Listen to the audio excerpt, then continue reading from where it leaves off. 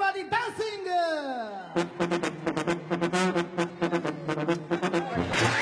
Денят е събота, мястото Стара Загора, а празникът Тодоров ден. И ако традицията повелява, че днес е денят на конните надбягвания, то за ромите каладжии на Тодоров ден е време за пазар.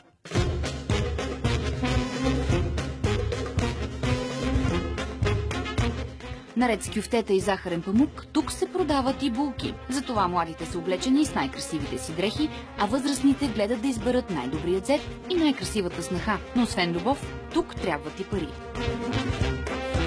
Слушай сега, някой дава 10 000 за снаха, а иде някой друг даде 200. Не е баш така, какво се говори.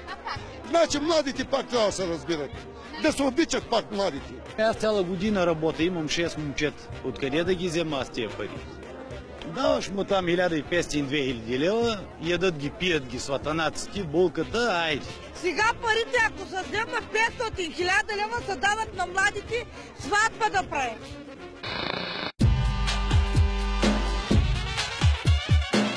И ако при някой финансовата криза оказва влияние, то за други пръскането на пари за булка е по джоба. Така срещу 5-цифрена сума 18-годишната Атанаска вече има мъжът на живота си. Харесахме се и се обичам. Взимах си снаха от Пловдивския край, Насито. Ето я булката. Така, как я вземахте булката? Взимахме я, ето го взетя. 10 000 лева му дадахме на бащата, да са живи и здрави. Какво да казваме, традиция нашата. Детствена, нали трябва да бъде детствена, действително детствена снахата, мома. Това е била толкова скъпа, нали? Ще направим сватба на есен, да нас зарадва с някой внук. Ей, това е нашата традиция. А други са на път да зарадват роднините с наследник. Преди година пазарът за булки събира 18-годишният Иван и 16-годишната Милка. Тук ли я хареса? Да. Какво харесахте? Очите й. Ли е най-красивото? Да, защото са сини. Ти, Милка, как го хареса? Я кажи. Аз ли? Да. И аз очите, защото са светли кафяни. Какво ти каза? Я ми кажи, как стана работа? Нещо каза ли ти, черпилите, нещо, какво стана? Черпи. Какво те черпи? Кафенци. И така, 12 месеца по-късно, те вече чакат дете. В същото време кандидат-младоженците не пестят комплименти и имат ясни изисквания за бъдещите си половинки. Да кажа пред камерата, пред целия свят, това е най-красиво. Каква жена искаш? Как да изглежда? Ами, сега ще кажа руса, така с големи гърди, синьока. Аз не търся русо момиче. Черна, ама верна. Аз взимах една красива, ама не остана. Избяга ли? Избяга, да. Къде отиде?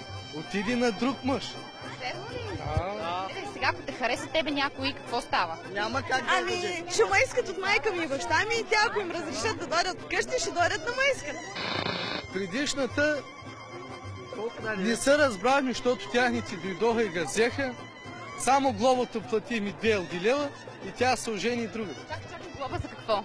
Еми глоба за дето го...